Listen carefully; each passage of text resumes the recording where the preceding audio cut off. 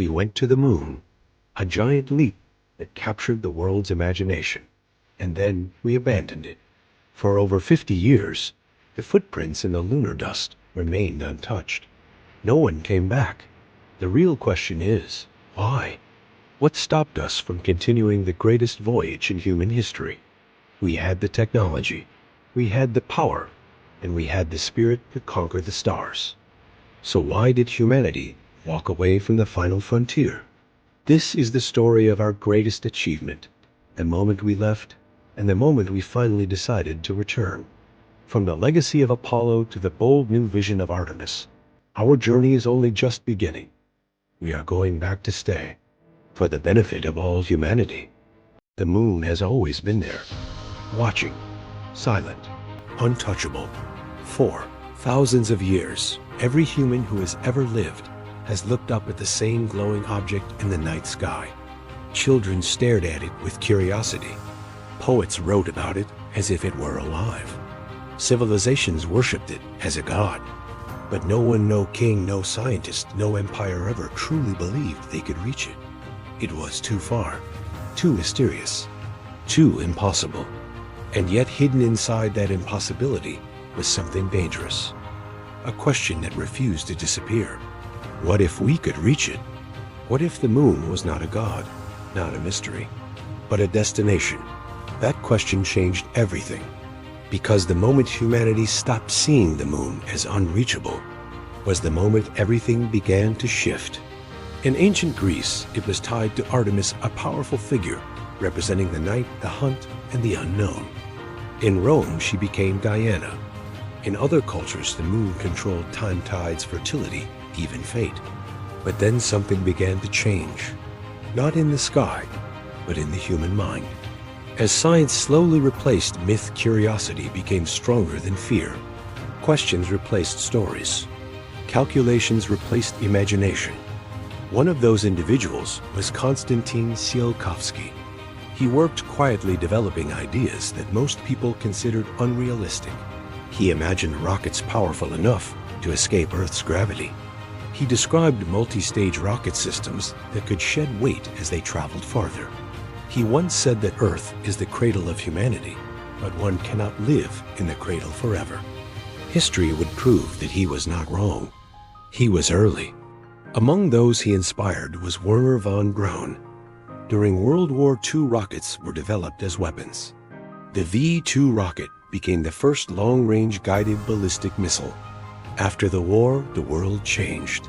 The United States and the Soviet Union emerged as the dominant global powers. Space was not just an empty void. It was the next battlefield, the next frontier to prove superiority. All that was needed was a moment, a breakthrough. That moment came in 1957. On October 4th, 1957, the Soviet Union launched Sputnik 1, the first artificial satellite ever launched into orbit. As it circled the Earth, it emitted a steady signal. Beep, beep.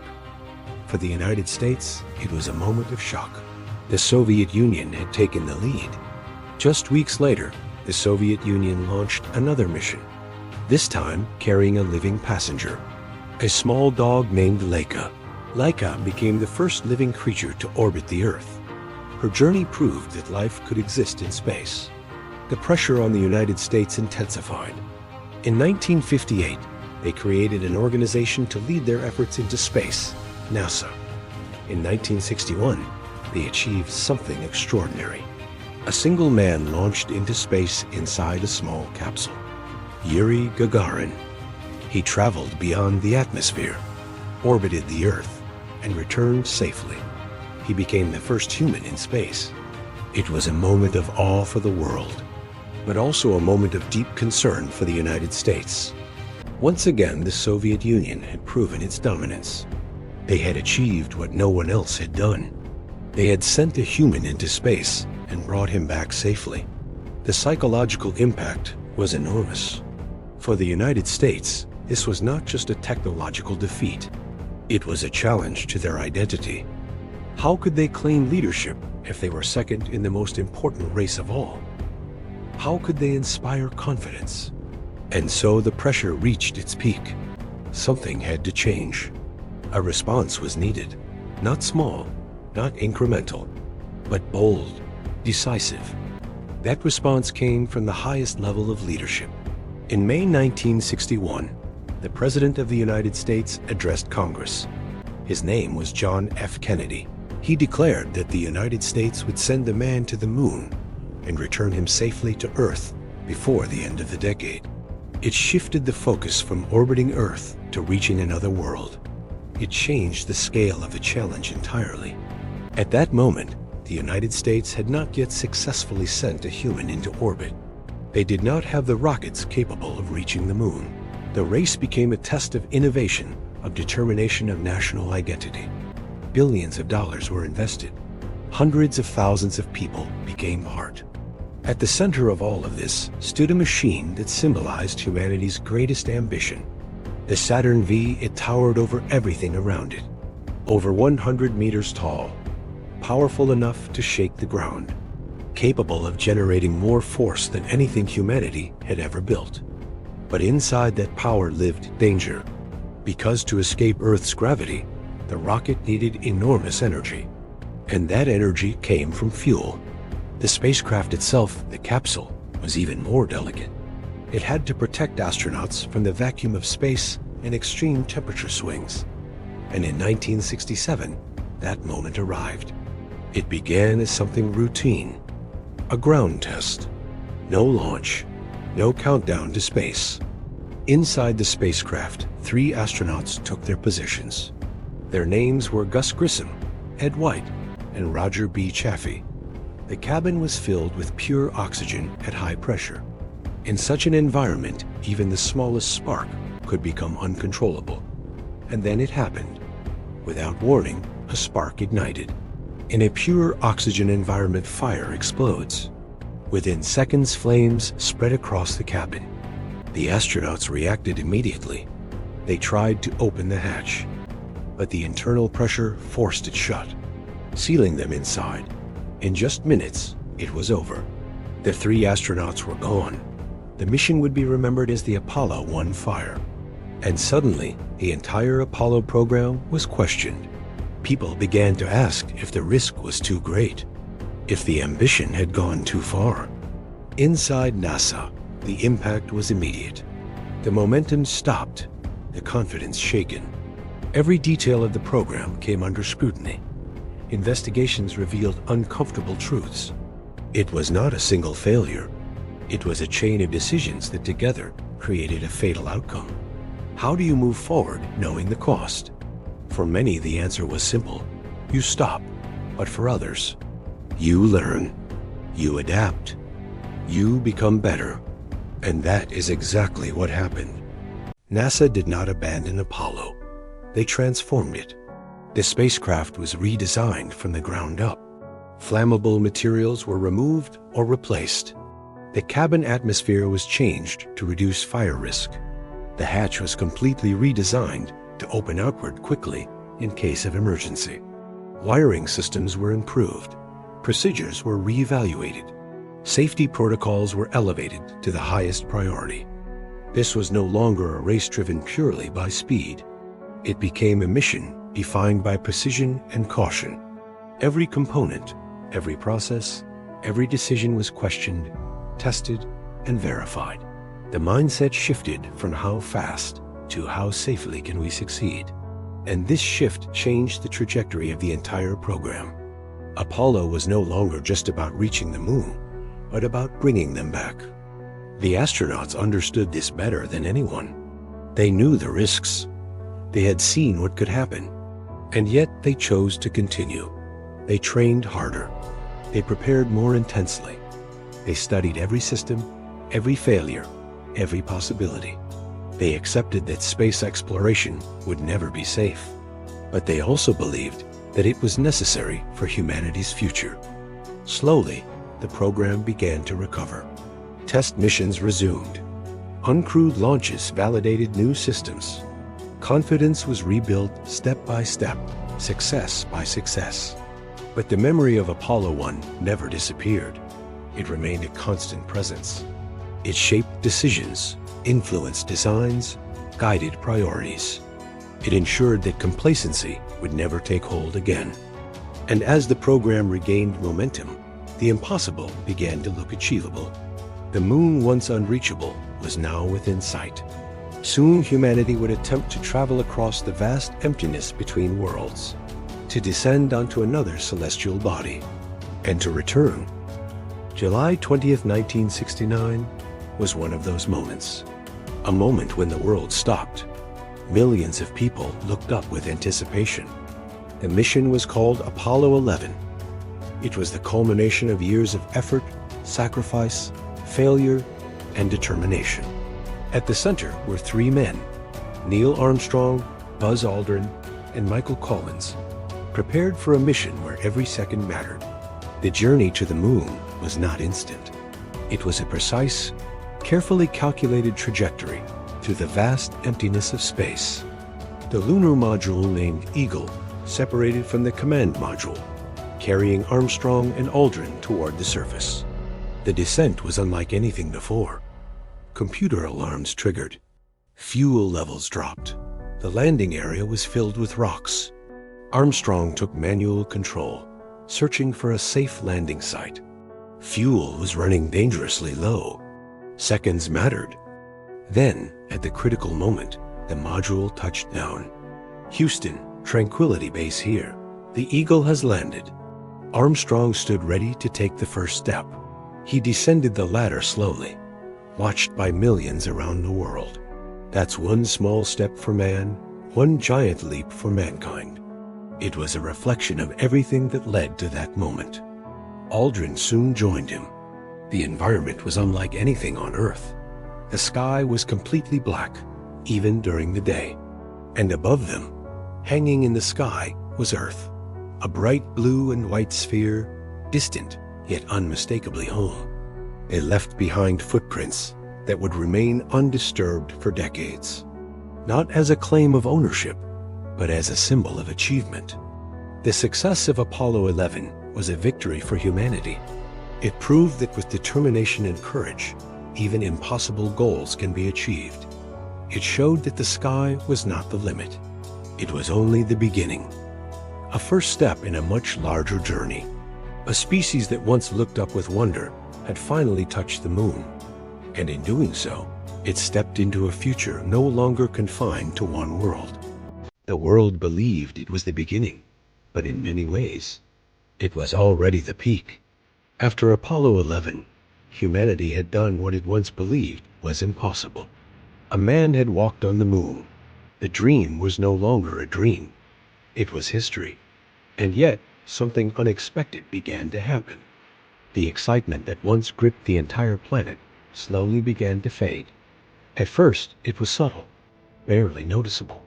The headlines were still there, the mission still launched, the astronauts still trained, but the sense of wonder began to change, because the impossible had already been achieved. And once something becomes possible, people begin to take it for granted. But the missions did not stop. Apollo continued, pushing further, expanding knowledge, deepening exploration. In November 1969, just months after Apollo 11, another crew made the journey. Apollo 12. This time, the landing was more precise, more controlled, more confident. The astronauts demonstrated that landing on the moon was no longer a one-time miracle. It was becoming repeatable. They explored, collected samples, conducted experiments with greater efficiency. And yet, the world watched with less intensity. The shock was gone. The mystery reduced. The moon had been reached, and now it was being revisited. But Apollo was not finished. In April 1970, a mission launched that would remind humanity of the danger that still existed. Apollo 13. It was supposed to be another step forward, another landing, another success. But in space, something went wrong. An explosion damaged the spacecraft, turning a mission of exploration into a fight for survival. The words, "Houston, we've had a problem," became one of the most famous phrases in history. Because suddenly, the world was reminded that space was still unforgiving, still dangerous. The mission was aborted. The astronauts did not land, but through incredible ingenuity and teamwork, they survived. They returned home safely, and in doing so, they demonstrated something just as important: the ability to overcome failure. After Apollo 13, the missions became more advanced, more ambitious, more scientific. With Apollo 15, something new arrived: the lunar roving vehicle. They drove across the lunar terrain, leaving tracks that would remain untouched for decades. They collected rock samples that would provide insight into the history of the moon and the formation of the solar system. And then came the final mission, Apollo 17, in December 1972. The last time humans would walk on the moon for over half a century. And when they prepared to leave, there was a sense, quiet but undeniable, that this might be the end. And then it happened. The final footsteps. The last time a human stood on the moon. The ascent stage lifted off. The surface was silent again. The footprints remained, but the humans were gone. But the question is not just how it ended. The real question is why. By the early 1970s, the world had changed. The Cold War was evolving. The intense competition began to ease. At the same time, the cost was enormous. Billions of dollars had been invested. And once that goal was achieved, the question became, what next? Public interest declined. The moon landings were no longer seen as extraordinary achievements, but as expected outcomes. And so began one of the most surprising chapters in human history. Silence. For more than 50 years, no human would return. But this silence was not empty. It was filled with questions. Why did we stop? The focus shifted to other areas. Space stations, satellites, robotic missions all continued to advance knowledge. And over time, as new generations looked back at Apollo, they began to see it not as an ending, but as a foundation. And that question would eventually lead to something new. Not just to visit the moon again, but to stay. Humanity was preparing to return. And when it did, it would be bigger, more ambitious, more permanent. And it would carry a new name: Artemis. The silence was not an accident. It was a decision. After Apollo 17 left the surface in 1972, humanity did not lose the ability to return to the moon. It chose not to. And that decision would shape the next 50 years of human history. Because what followed was not a continuation of exploration. It was a pause. The footprints remained. The flags remained. The equipment remained. But the humans never came back. And the question that slowly began to grow louder was simple. Why did we stop? At first, the answer seemed obvious. The cost. The Apollo program had consumed enormous resources. Billions of dollars. Hundreds of thousands of people. Countless hours of labor, innovation, and risk. It was one of the most expensive undertakings in human history. And once the primary goal had been achieved, landing on the moon before the Soviets, the justification for that level of spending began to disappear. Politicians looked at budgets. The public looked at priorities. And the focus began to shift. The urgency that once drove the space race was fading, because the race itself was ending. But cost was only part of the story. The deeper reason was more complex, more human. What was once unimaginable had become routine. And when something becomes routine, it loses its power to inspire. Space exploration did not stop. It evolved. The focus shifted to Earth orbit. But the moon, the closest and most achievable next step, was left behind. It became a symbol rather than a destination. To understand why we needed to return, we must understand what the moon represents. It is the closest celestial body to Earth. It provides a platform for studying the origins of the solar system, preserving geological history that Earth itself has erased. It offers resources, water, ice, minerals, that could support long-term human presence and future missions. And perhaps most importantly, it serves as a stepping stone to something even greater: Mars. because reaching Mars is not simply a longer version of going to the moon. It is exponentially more complex. The moon provides the perfect environment to develop and test those capabilities. As technology advanced, as new generations of scientists emerged, the perspective began to shift again. Space was no longer just a battlefield for political competition. It became a domain for collaboration, innovation, and long-term vision. The silence that followed Apollo was not the end of the story. It was an intermission. This new program would represent something more. The next phase of human exploration. A program named after the sister of Apollo, a symbol of continuity. The Artemis program. Apollo was about proving that humanity could reach the moon. Artemis is about proving that humanity could live beyond Earth. At the center of this effort is a new generation of hardware.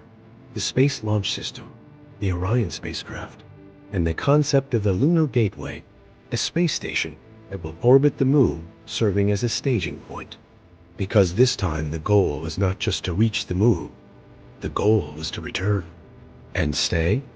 The moon itself offers opportunities that were not fully explored during Apollo. Its polar regions contain water ice, a critical resource. This ice can be used for drinking, oxygen, and even fuel. Its surface materials can be used for construction, creating habitats and infrastructure. This concept, known as in situ resource utilization, changes the economics of exploration. It reduces dependence on Earth and increases the sustainability of operations. And beyond the moon lies the next great objective, Mars. But reaching Mars is not simply a longer journey. It is a completely different challenge. It requires systems that can operate for years. It requires life support and solutions to radiation and communication delays far more complex than before. The moon provides the perfect environment to develop and test these capabilities. It is the ideal proving ground for humanity's next giant leap. Artemis is not just about returning to the moon. It is about building the bridge between Earth and the rest of the solar system. What was once a race becomes a journey. What was once a single achievement becomes a continuous effort. Impossible becomes inevitable. Humanity must prove that it can build beyond the moon. This time, it is not about winning. It is about surviving and expanding. Earth, while extraordinary, is not guaranteed forever. The ability to extend beyond it is not just an achievement. It is a necessity. The Artemis program represents the next phase of human evolution, the transition from a single-planet species to a multi-world civilization. Returning to the moon was never going to be simple. It required rebuilding everything from the ground up. New systems, technologies, and strategies. The goal was to create a sustainable presence. After more than 50 years of absence, the margin for error was smaller than ever. This is where the journey back truly began. Artemis I, the first real test of the systems that would define the future. When the engines ignited, the moment felt familiar. An echo of Apollo. But this was something new. The rocket lifted off. The mission circled the moon, traveling thousands of kilometers beyond it. And then came the most critical phase, the return. As Orion re-entered Earth's atmosphere, it faced extreme heat and pressure. The heat shield held. The spacecraft survived. The next step required a human presence. Artemis II. This mission would orbit the moon, ensuring humans could travel safely and return. For the first time since Apollo, astronauts would once again leave the immediate vicinity of Earth and see the planet shrink beneath them. They returned to the lunar surface. The mission that would carry humans back to the moon after more than half a century. April 2026. The return of humanity to the moon. This was not history being remembered. This was history being made again. Live, the spacecraft had to rely on precision calculation. As the altitude decreased, the same tension that existed during Apollo 11 returned. The contact, the landing, the confirmation that echoed across the world once again. Humanity had returned. The hatch opened. A human figure emerged, descending step by step. For the first time in 50 years, a human stood on another world. The first woman, the first person of color.